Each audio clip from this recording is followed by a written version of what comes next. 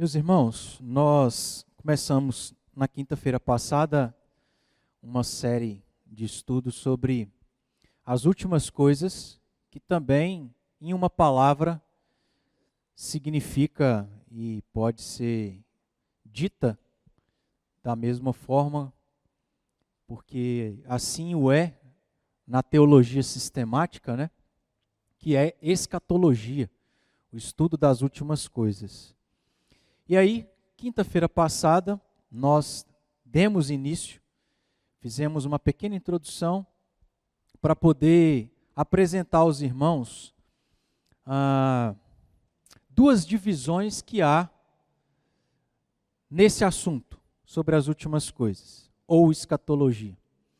Porque, como nós dissemos no último estudo, geralmente a ideia que nós temos, geralmente aquilo que nos chama a atenção, aquilo que nos faz ter um certo interesse e curiosidade por esse assunto, porque também é algo que nós só vamos saber ao certo como será vivendo. Nós temos algumas informações, mas elas não são tão detalhadas e específicas a respeito de como serão as últimas coisas. E geralmente a gente tem um interesse por causa disso, e a maioria das vezes o foco do nosso interesse é em uma dessas duas partes que a escatologia envolve, ou esse assunto sobre as últimas coisas envolve, que é os fins dos tempos, que é a volta de Cristo, tudo aquilo que vai suceder quando Jesus estiver para voltar. E não somente isso, mas talvez, principalmente, aquilo que vai acontecer quando depois de Jesus voltar.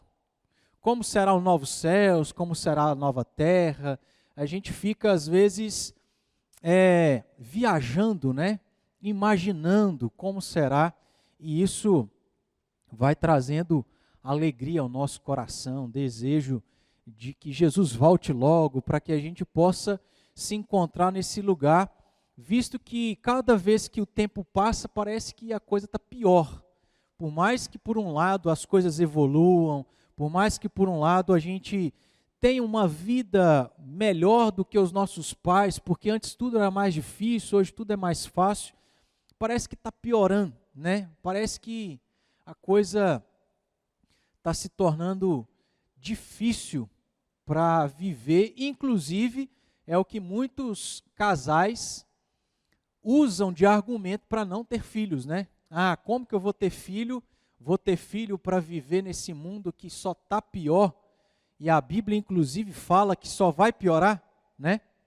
Eu não sei se isso seria um bom argumento para deixar de fazer aquilo que Deus, na criação, nos ordenou a fazer, que é encher e multiplicar a terra, não só atendendo à ordem dele, mas confiando num Deus que é soberano. Ele que institui a família, ele que ordena, ele que abençoa, e é ele que vai sustentar, vai guardar, e não tem como da gente fugir disso. Então a gente vai percebendo uma série de problemas que existe naqueles que usam isso de argumento para não ter filhos, né? Porque o mundo está cada dia pior, está piorando.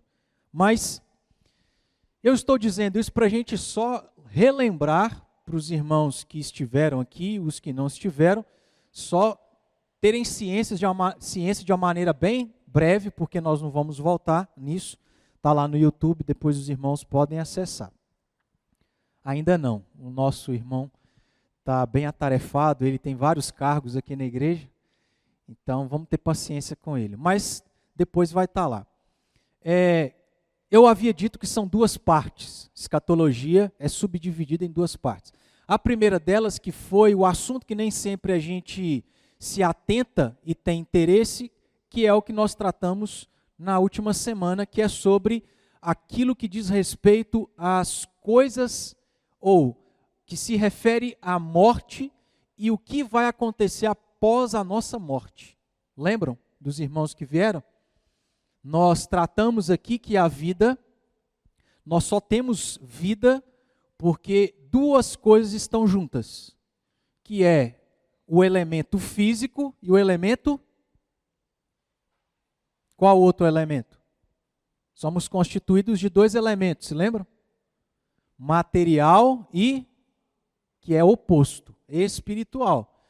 Deus, quando nos cria, ou cria Adão e Eva, lá no Jardim do Éden, isso é dito, que fez do pó da terra o elemento material, mas que soprou o fôlego de vida e ele passou a ser alma vivente. Então, o que nos torna seres vivos? Esses dois elementos juntos, o elemento natural e o elemento sobrenatural, o físico e o espiritual. O que é a morte? É a separação desses dois elementos. Então, escatologia trata sobre isso. O que acontece, ou o que é a morte, e o que acontece após a morte.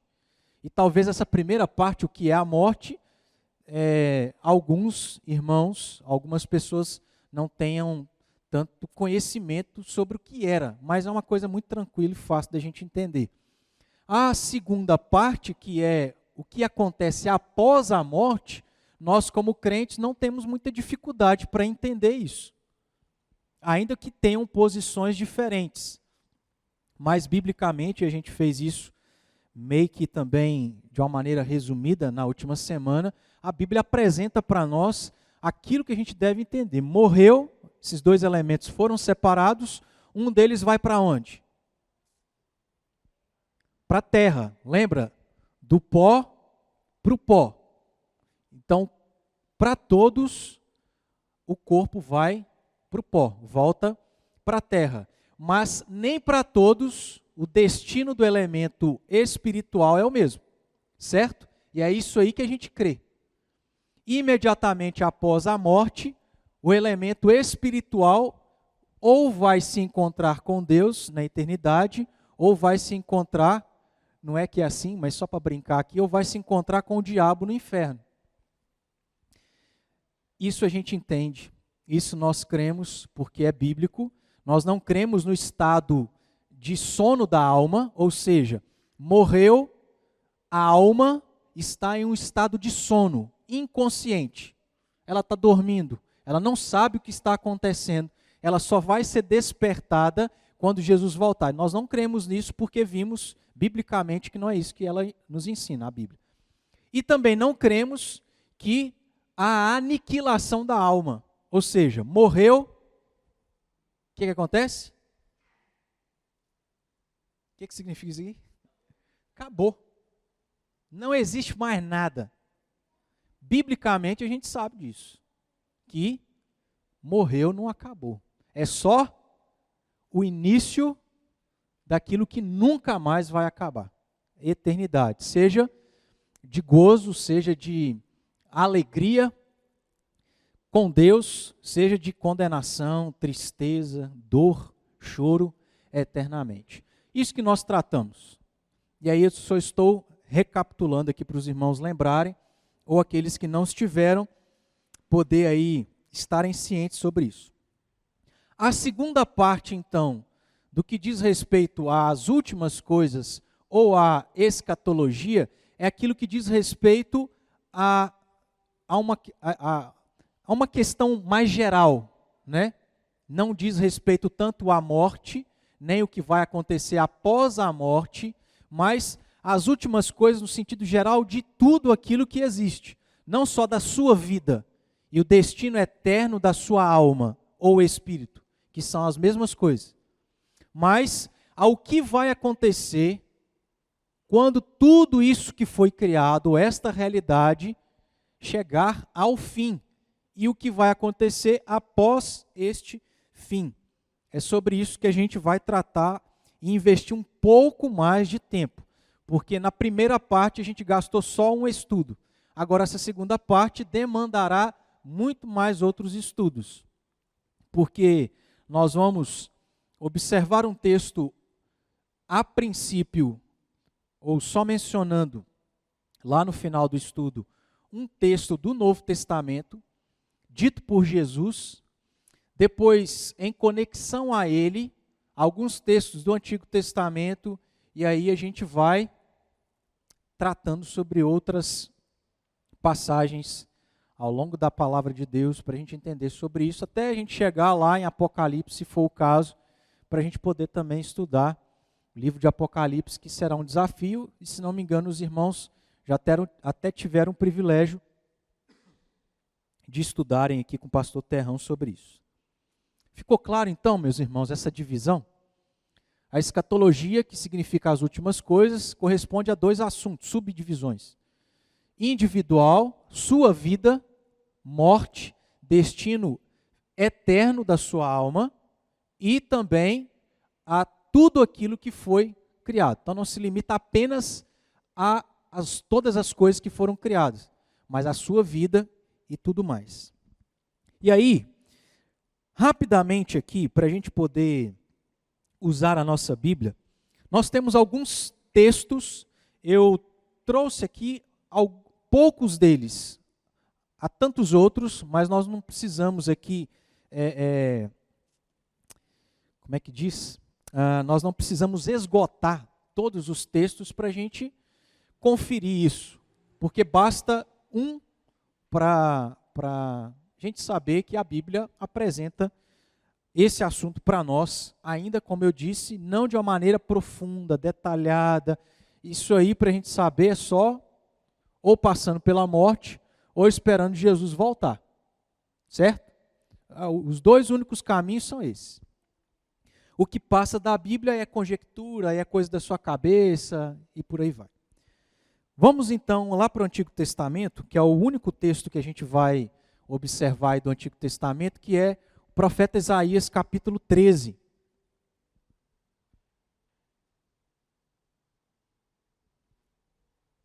Nós não vamos encontrar a palavra escatologia na Bíblia, na nossa língua, mas nós vamos encontrar esse termo no original, principalmente no grego, porque a palavra em português é derivada, ou tem a sua relação aí com a própria palavra grega, né? Eschatos. Mas nós vamos ter outros termos que dizem respeito à mesma coisa. As últimas coisas, os últimos dias. E no caso de Isaías, capítulo 13, versículo 9, nós temos aí o termo dia do Senhor. O profeta, Deus através do profeta disse: eis que vem o dia do Senhor. E Deus então detalha como será caracterizado esse dia do Senhor.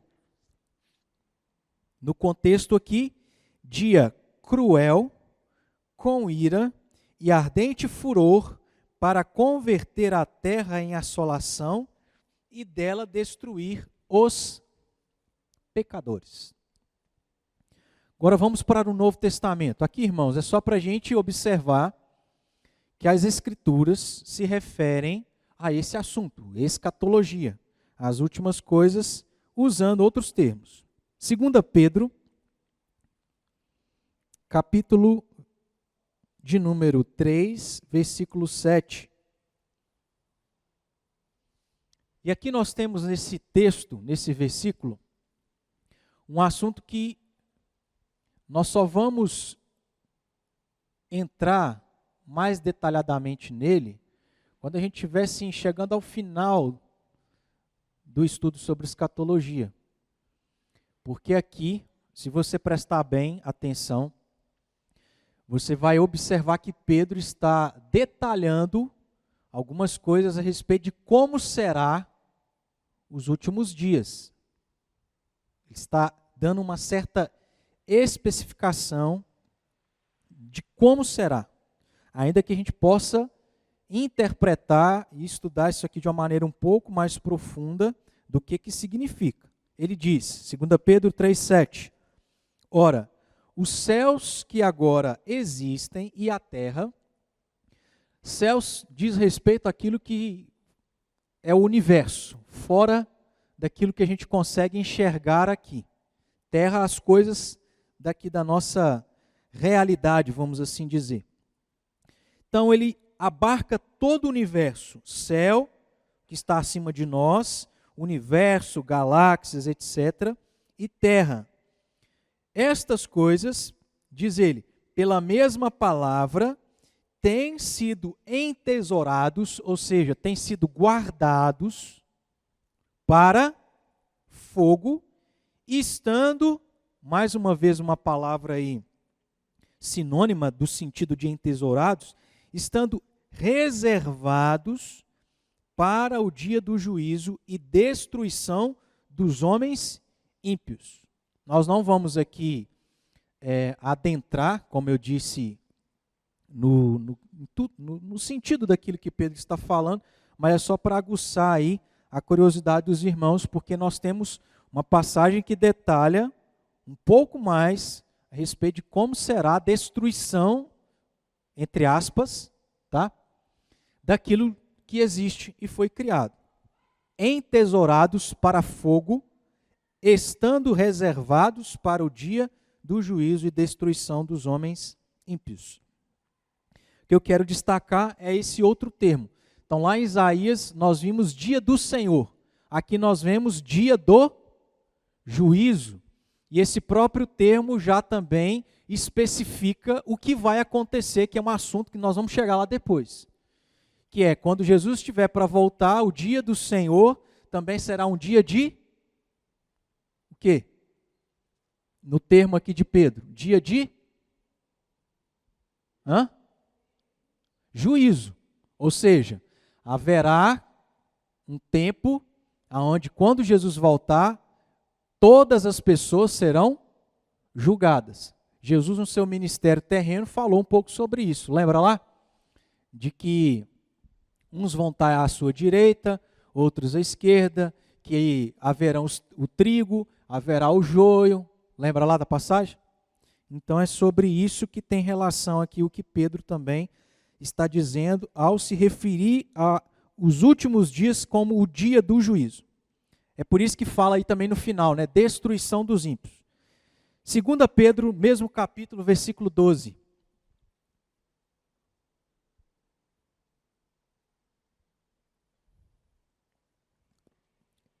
Ele vai falar ainda sobre esse assunto.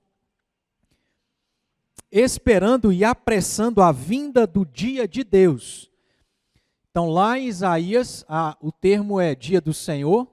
No versículo 7, Pedro se refere aos últimos dias como dia do juízo.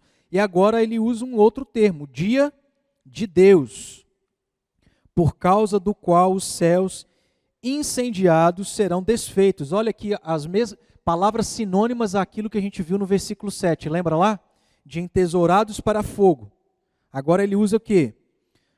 Por causa do qual os céus incendiados serão desfeitos e os elementos abrasados se derreterão. Deu para entender mais ou menos o sentido, ainda que a gente não vai se aprofundar nisso agora, de como podemos imaginar que será a volta de Jesus Cristo? Fogo, né? Um último texto. Agora Mateus. Um último texto para a gente observar aqui um outro termo diferente, que diz respeito à mesma coisa. Mateus 13.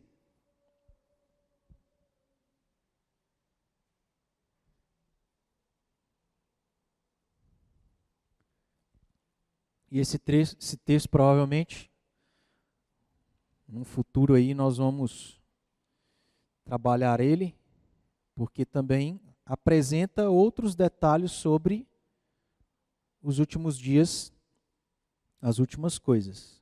É uma parábola, capítulo 13, versículos 24 em diante. Vou ler, os irmãos acompanham. Outra parábola lhes propôs, dizendo: o reino dos céus é semelhante a um homem que semeou boa semente no seu campo. Mas enquanto os homens dormiam, veio o inimigo dele, semeou o joio no meio do trigo e retirou-se. E quando a erva cresceu e produziu fruto, apareceu também o joio. Então, vindo os servos do dono da casa, lhe disseram: Senhor, não semeaste boa semente no teu campo? De onde vem, pois, o joio? Ele, porém, lhes respondeu: o inimigo fez isso, mas os servos lhe perguntaram: queres que vamos e arranquemos o joio? Não, replicou ele, para que, ao separar o joio, não arranqueis também com ele o trigo, porque são muito parecidos. 30.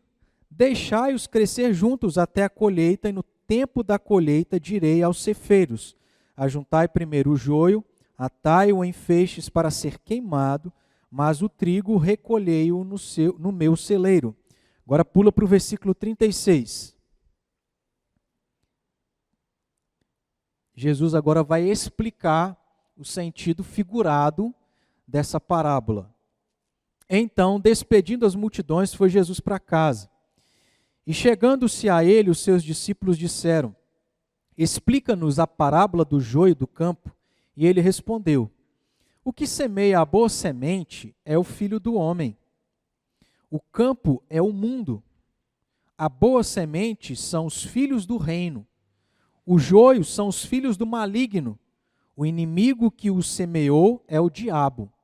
A ceifa é a consumação do século. Então, esse termo aí é semelhante, é um termo diferente, mas se refere ao que nós vamos estudar, as últimas coisas. Na consumação do século, o que vai acontecer segundo essa parábola? Vai acontecer uma ceifa. Os ceifeiros, Jesus continua no versículo 39. Os ceifeiros são os anjos. 40. Pois assim como o joio é colhido e lançado ao fogo, assim será na consumação do século. Então, uma realidade humana, Jesus se apropriando para ilustrar algo que acontecerá nos últimos dias. Na consumação dos séculos, haverá uma ceifa, aonde o joio será lançado no fogo. 41. Mandará o Filho do Homem os seus anjos, que ajuntarão o seu reino todos os escândalos e os que praticam a iniquidade, e os lançarão na fornalha acesa. Ali haverá choro e ranger de dentes. Então os justos resplandecerão como o sol no reino de seu Pai. Quem tem ouvidos para ouvir, ouça. Eu quis ler toda essa passagem só para a gente entender um pouco do contexto, né, porque Jesus conta uma parábola, e ele está então explicando essa parábola, e na explicação ele mesmo usa esse termo por duas vezes: consumação dos séculos. Quando o mundo estiver para acabar, todos os seus dias chegarem ao fim. Porque escatologia não se refere apenas a todos os nossos dias quando se encerrarem nessa terra, morte, e o que vai acontecer após a morte, mas a todos os dias da terra, quando se encerrarem, ou seja, entre aspas, quando a terra morrer, que acabou, e o que vai acontecer após a morte da terra. Só para os irmãos aí entenderem isso. Tendo visto esses textos todos aqui, que são poucos comparados aos que nós temos, conclusão que a gente precisa ter em relação a esses termos é que escatologia ou esses termos se referem a um dia em que tudo o que existe deixará de ser como é. Então aqui a gente já detalha uma coisa que nós vamos falar depois. Não significa que destruição é aniquilação, tá? Só estou adiantando aqui, a gente não vai entrar nisso agora.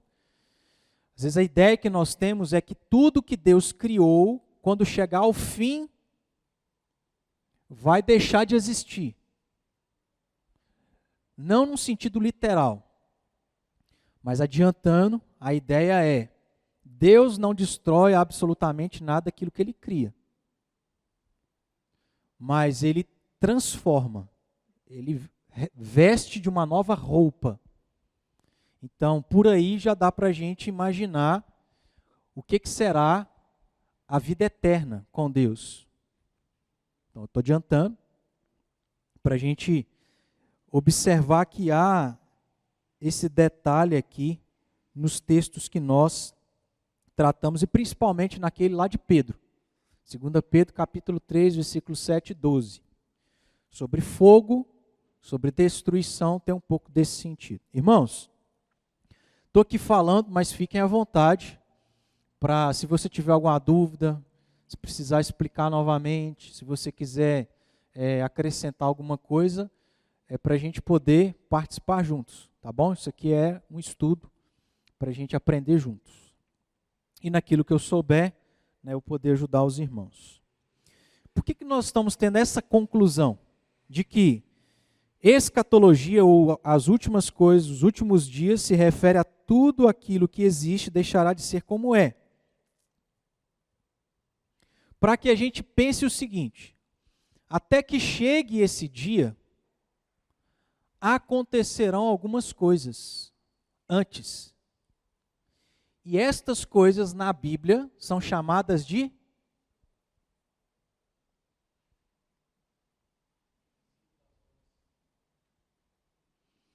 faz parte do que eu estou aqui em mente.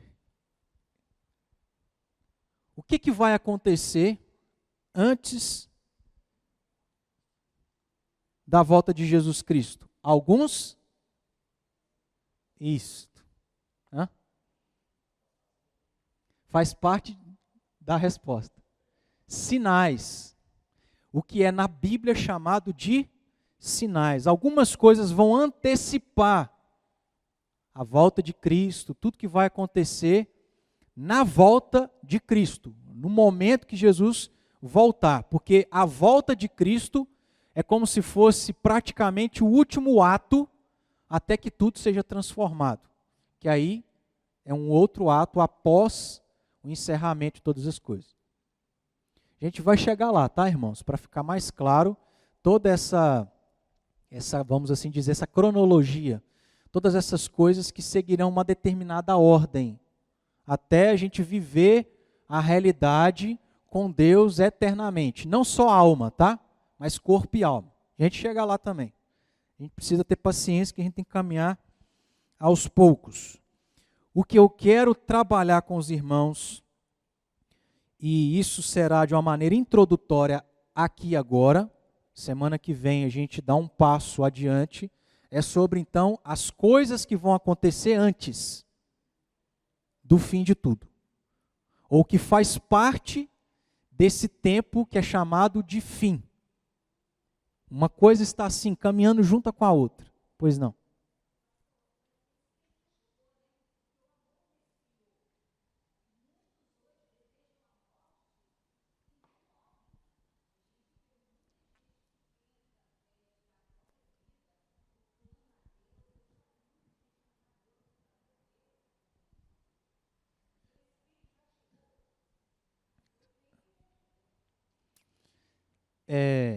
Já, nós vamos ver aqui, de certo modo, porque pense,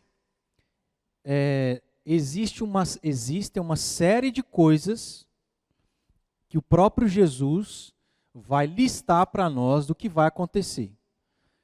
Mais especificamente, nós estamos falando de um texto que a gente vai tratar sobre ele semana que vem, que é Mateus 24. Ali nós temos o sermão profético de Jesus, onde ele lista uma série de coisas. Se lembrando dessa lista, algumas coisas estão acontecendo já há muito tempo, há muitos anos. Outras, nós temos uma certa dificuldade de saber se estão ou não. Outras, nós não teremos dificuldade de saber, porque elas serão nítidas, sem sombra de dúvida. Mas a gente chega lá, tá bom? Então, sim, estamos vivendo, mas não tudo propriamente dito. Pelo menos, eu não estou sabendo de agora, Vamos falar então sobre sinais. Vamos aí abrir Mateus 24. A partir do versículo 1, nós temos o sermão profético. Nós vamos estudar o contexto desse capítulo semana que vem. Aqui a gente vai só trabalhar sobre a questão dos sinais de maneira introdutória. Versículo 3 e 4, inclusive aparece aí essa palavra sinais. E é por isso que Jesus, a partir do versículo 4, vai apresentar essa série de listas sobre os sinais. Só para a gente se situar aí melhor. Versículo 3. No Monte das Oliveiras achava-se Jesus assentado, quando se aproximaram dele os discípulos, em particular, e lhe pediram: dize-nos quando sucederão estas coisas.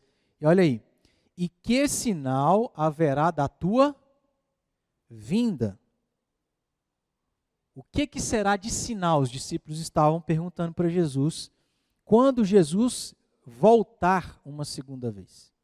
Está falando dos últimos dias mesmo, os últimos dos últimos dias. Aquele momento, aquele último dia em que Jesus está vindo. Chegou. Está diante de todos os olhos, toda tribo, toda língua, toda nação. Continuando então.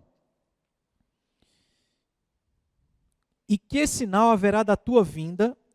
E aí aparece novamente aquele termo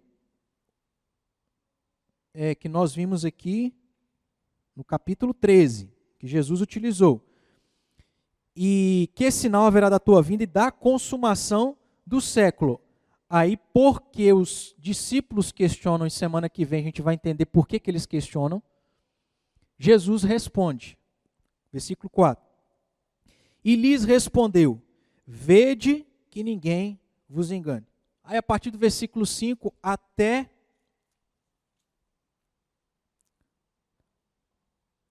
o versículo 46 do capítulo 25, Jesus vai tratar sobre escatologia.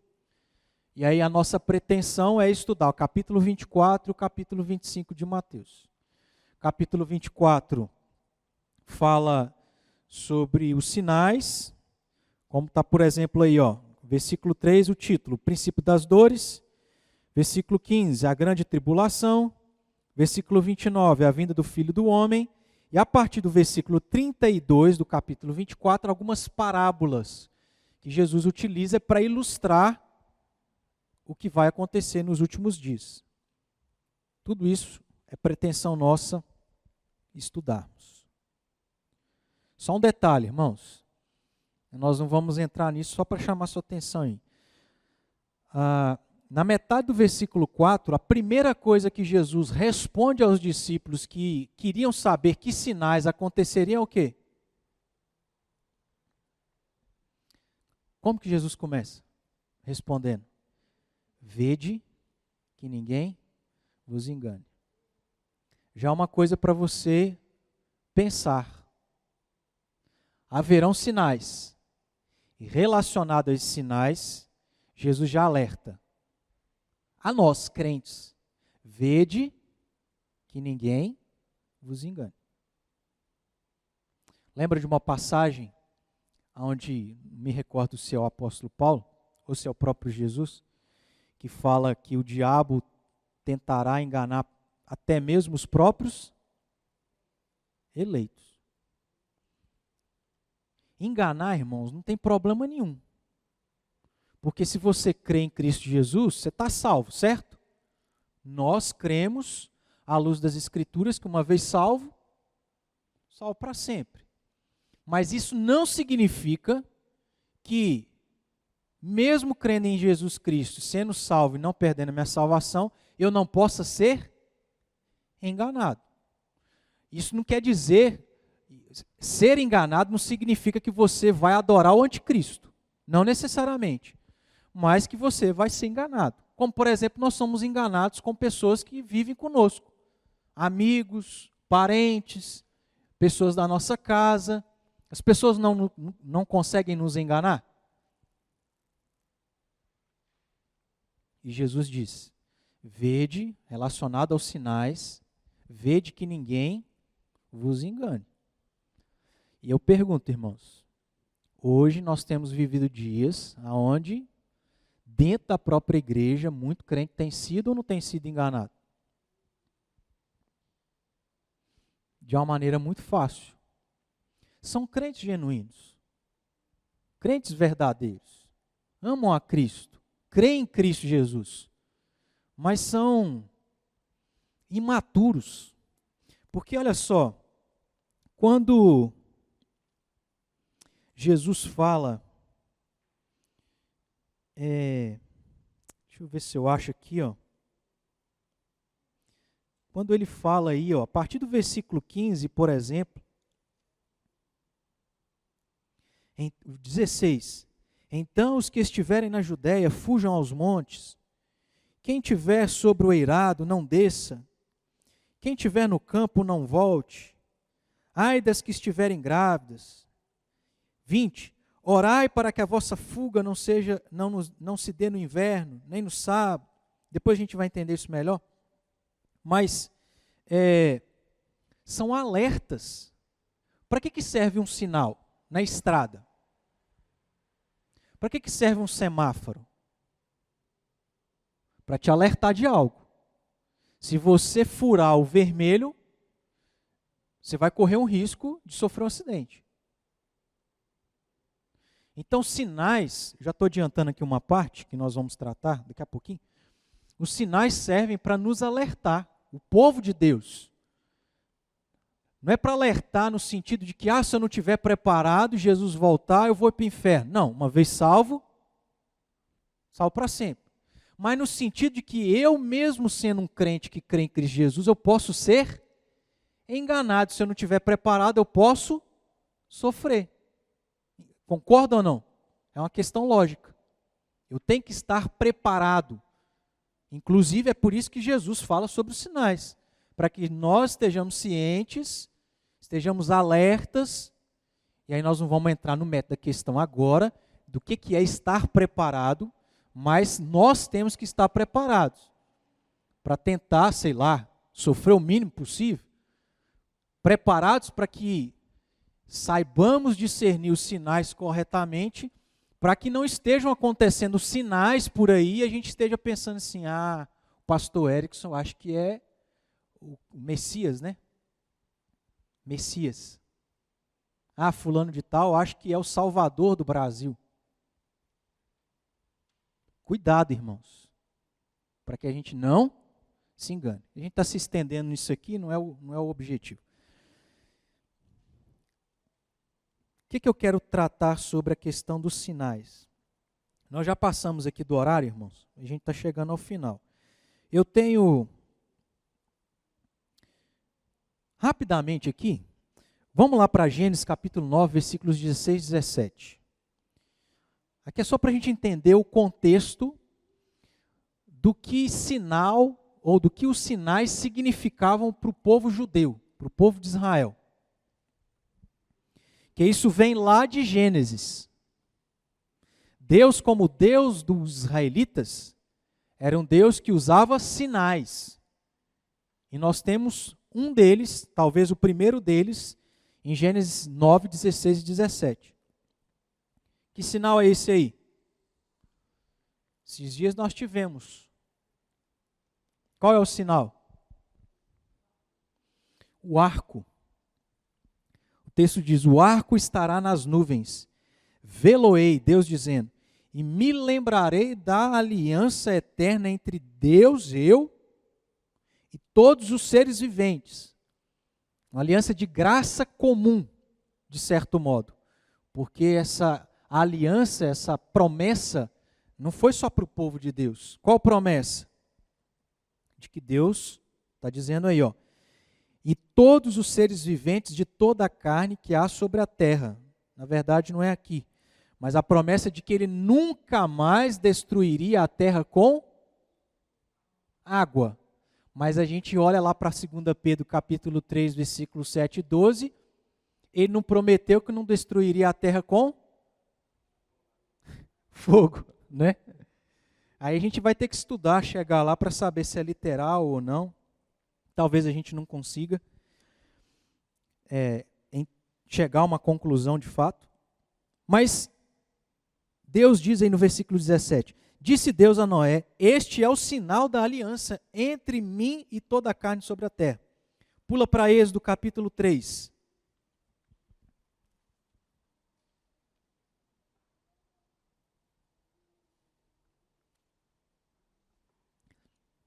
versículos 10 a 12. Vem agora, e eu te enviarei a Faraó para que tires o meu povo, os filhos de Israel, do Egito.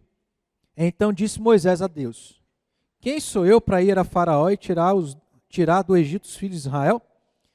Deus lhe respondeu: eu serei contigo. E este será o sinal de que eu te enviei. Depois de haveres tirado o povo do Egito, servireis a Deus neste monte. Moisés veio uma sarça se queimando, não se consumindo. É Deus ali. E aí, Deus fala com Moisés, o chama para libertar o seu povo. E ele, com o receio da grande responsabilidade, tira o corpo de fora e Deus insiste.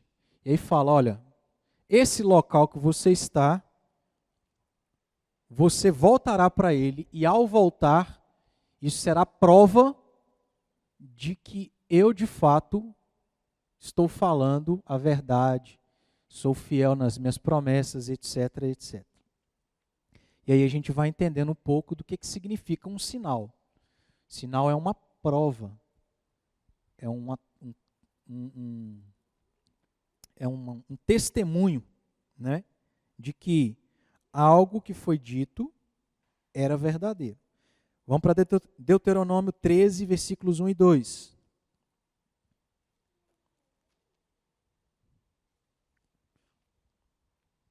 Quando o profeta ou sonhador se levantar no meio de ti e te anunciar um sinal ou prodígio, geralmente uma coisa e outra está relacionada, sinal e prodígio, e suceder o tal sinal ou prodígio de que te houver falado, e disser, vamos após outros deuses que não conheceste, sirvamo-los.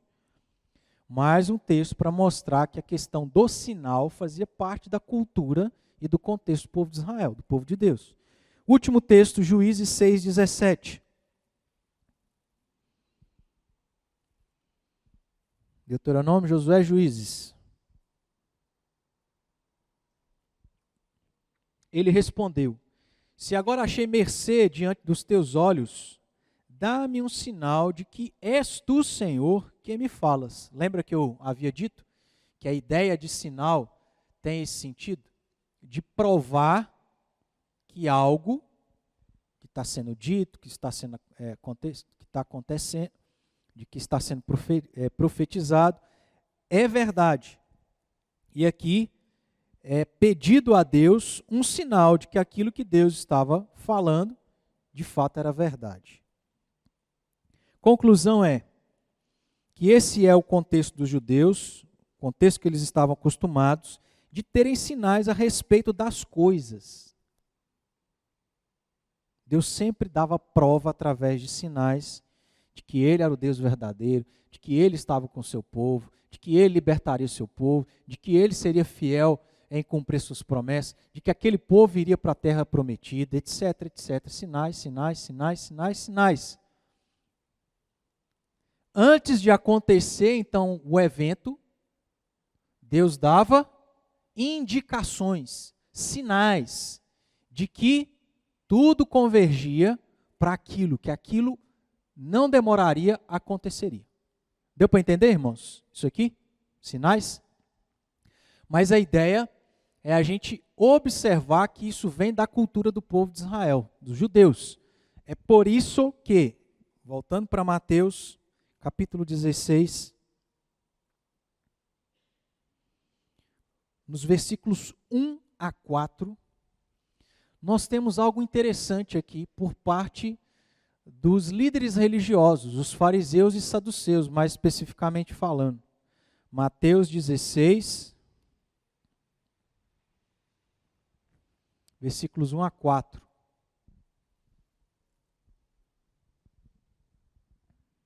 Diz o texto, aproximando-se os fariseus e saduceus. Eu pulei um, irmãos. Antes, desculpa. Vamos para Mateus capítulo 11.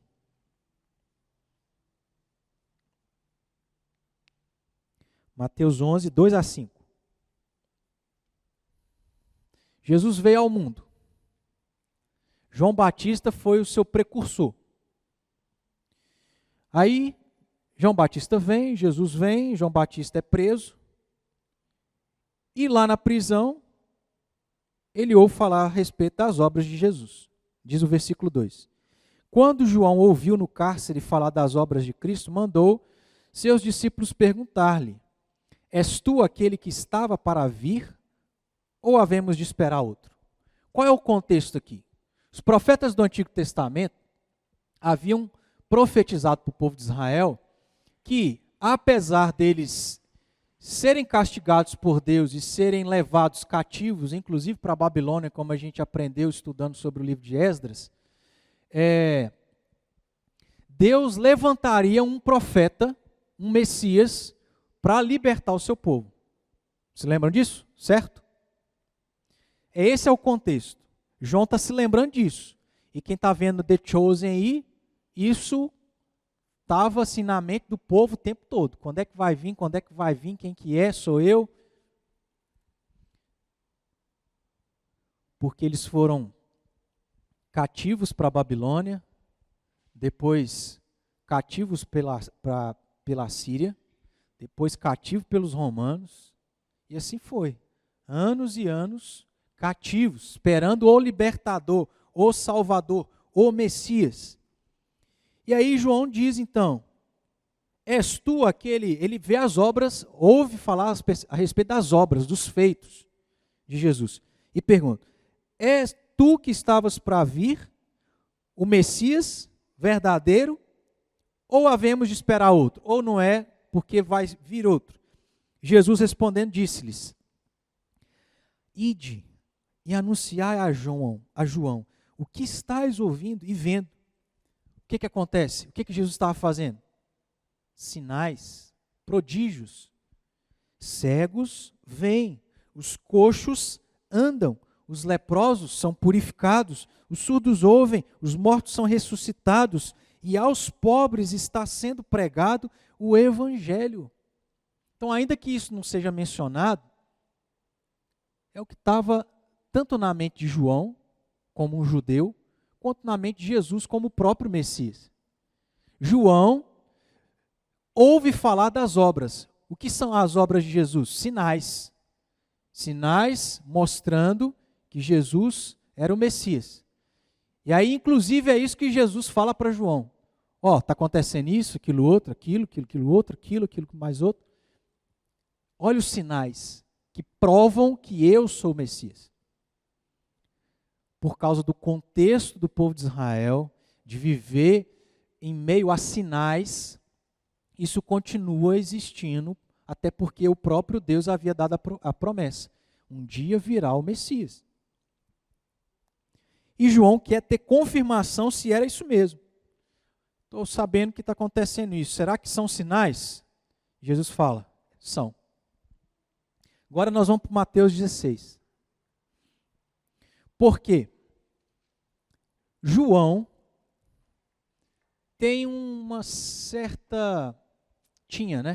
João tinha assim um pouco de certeza, se é que a gente pode dizer assim, de que Jesus era o Messias. Não era total, mas com a resposta de Jesus agora ele tem. Mas, apesar de todos os sinais que apontavam para Jesus como o verdadeiro Messias, irmãos, tinha uma série de pessoas, judeus genuínos, crentes genuínos talvez, que, podemos dizer assim, pessoas dentro da igreja, que viviam a realidade ou a religião judaica, que não estavam se atentando para isso. Não homens quaisquer, mas saduceus e fariseus. Quem eram esses? Estudiosos das Escrituras. Mateus 16, 1 a 4. Aproximando-se os fariseus e os saduceus, tentando Jesus, pediram-lhe que mostrasse um sinal vindo do céu. Entenderam aqui? Jesus vem começa a curar, começa a fazer isso, começa a fazer aquilo outro. Para quê? Sinal. Eu sou o Messias. Só que fariseus e saduceus não conseguiam enxergar isso como um sinal. Para eles isso não era suficiente. Gente morta ressuscitar, cego de nascença começar a enxergar. Mas era sinal. Mas como se isso já não bastasse, o que eles querem? Que muitas vezes é o que acontece com a gente. Às vezes nós somos iguaizinhos os saduceus e fariseus. Por quê? Porque a gente tem um sinal, que é a Bíblia, certo? O maior sinal que nós temos hoje. O meio ordinário de Deus revelar que Ele é o Deus único e verdadeiro. Só que a gente lê o Antigo Testamento e lê o Novo Testamento e fica assim, mas quanta coisa sobrenatural aconteceu. Eu quero é que o céu rasgue e eu ouça uma voz grossa vindo do céu falando comigo para que eu saiba que Deus de fato é Deus. Nós não estamos entrando no mérito da questão se isso é errado ou não. Não é o caso. Mas o que é a ideia? De que a gente ignora alguns sinais porque a gente quer coisas grandiosas, sobrenaturais. Não é assim, irmãos? Fala se não é. Nós somos iguaizinhos, ou ainda que a gente não tenha vivido no contexto do povo de Israel no deserto, nós somos acostumados iguais a eles. A gente quer ver Deus na coluna de fogo, a gente quer ver o mar se abrindo. E aí o que é o problema? Voltando, né? Lá em Mateus 24, versículo 4. Vede que ninguém vos... Porque, irmãos, nós vamos chegar nesse assunto também, mas estou adiantando. Pessoas surgirão no nosso meio que vão fazer sinais. E aí, o que Jesus já adianta? Vede que ninguém vos engane. Cuidado. Possivelmente um morto pode ressuscitar por alguém que tenha poder para isso? Sim. E como nós somos como os judeus, o que a gente vai ficar fazendo? Nossa, isso aí é um negócio sobrenatural, nunca vi isso, tem que ser de Deus. Quer dizer que é de Deus, irmãos? Quer dizer? Ou o diabo não tem poder? Ou não vai ser dado poder ao diabo? Inclusive ao anticristo. Se tem gente que já é cego para homens que fazem tantas coisas erradas e eles morrem por essa pessoa, quanto mais pessoas que vão ter poder para fazer sinais e prodígios. Vede que ninguém vos engane. Oi, Eda.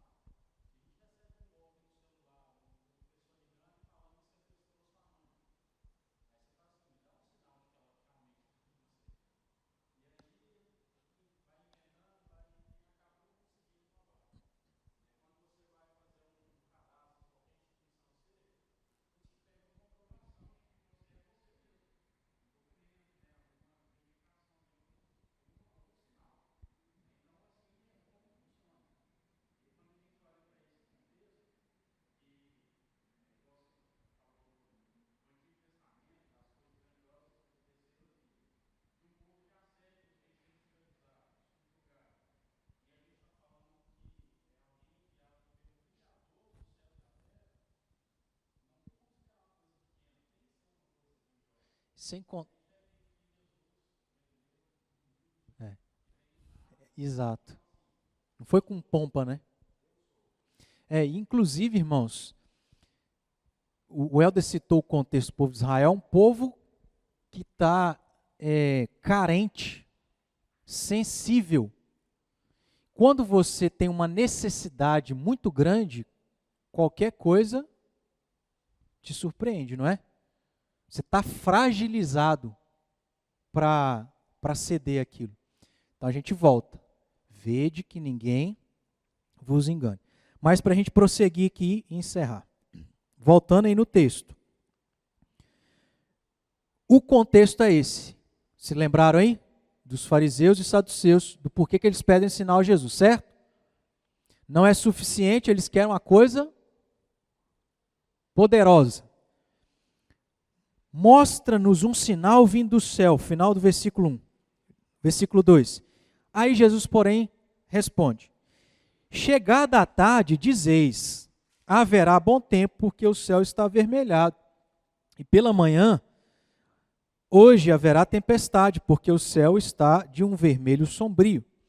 Sabeis, na verdade, discernir o aspecto do céu, e não podeis discernir os sinais dos tempos? 4. Uma geração má, olha isso aqui, irmãos. Porque se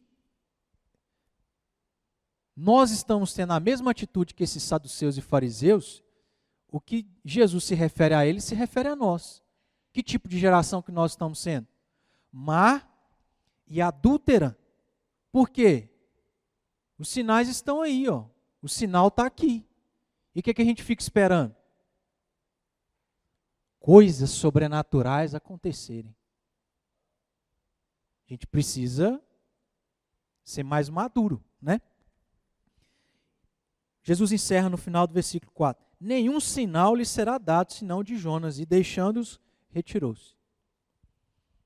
Se refere a Jonas aqui como a morte de Jesus Cristo, né? Os 3 dias sepultado, sua ressurreição, como Jonas também. Isso aí é explicado por Jesus em uma outra passagem. Mas, irmãos, por que os fariseus e os saduceus pedem um sinal a Jesus? Porque isso fazia parte da cultura deles. Primeiro porque, apesar de fazer parte e eles serem judeus, eles não eram crentes genuínos. Porque João tem uma certa segurança de dizer que Jesus era o Messias. Mas eles não. Tudo que está acontecendo não é suficiente. A gente quer um sinal vindo do céu. E aí, é nesse contexto que nós, próxima quinta-feira, vamos entender e vamos avançar em quais são os sinais, mas nós vamos entender por que também os discípulos pedem um sinal a Jesus. Por quê? Fazia parte do contexto dos judeus viverem em meio a sinais. Isso foi com João, foi com o povo no deserto, foi com João, foi com os saduceus e fariseus a respeito de Jesus. Só 2 observações aqui, irmãos. É que, com base nesses 2 textos, de João Batista e dos saduceus e fariseus, há 2 observações importantes sobre os sinais. Primeira delas, elas servem, a gente já falou sobre isso, elas servem como prova e confirmação de que algo de fato é aquilo. Então, no que diz respeito às últimas coisas, nós não devemos ser enganados. Isso é um ponto. Mas os sinais servem para que a gente tenha confirmação e prova de que Jesus está para voltar. Então, nos atentemos para isso. Uma segunda observação é que não apenas nós não devemos ser enganados pelos sinais, que não são os verdadeiros, e a gente precisa ter discernimento sobre isso, mas de que nós somos como, muitas vezes podemos ser como os saduceus e fariseus. Ignorar os sinais.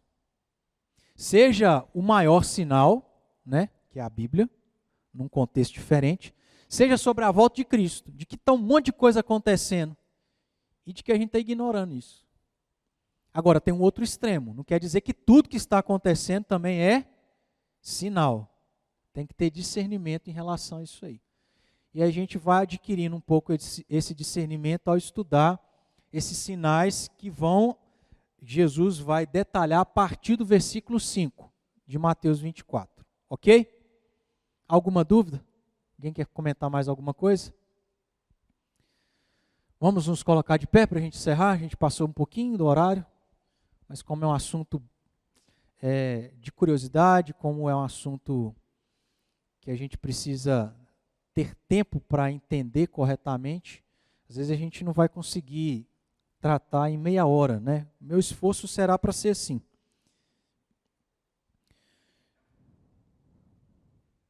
Vamos orar, irmãos, pedindo a Deus sabedoria, maturidade,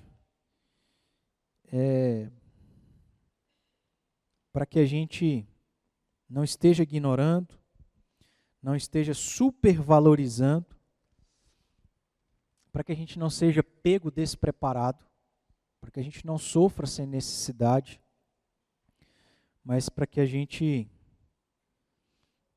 esteja atento, né, ao que Deus tem deixado de sinal, seja por um lado para a gente se preparar, seja por outro para a gente se alegrar. Jesus está voltando, isso tudo vai passar. Seremos consolados, confortados.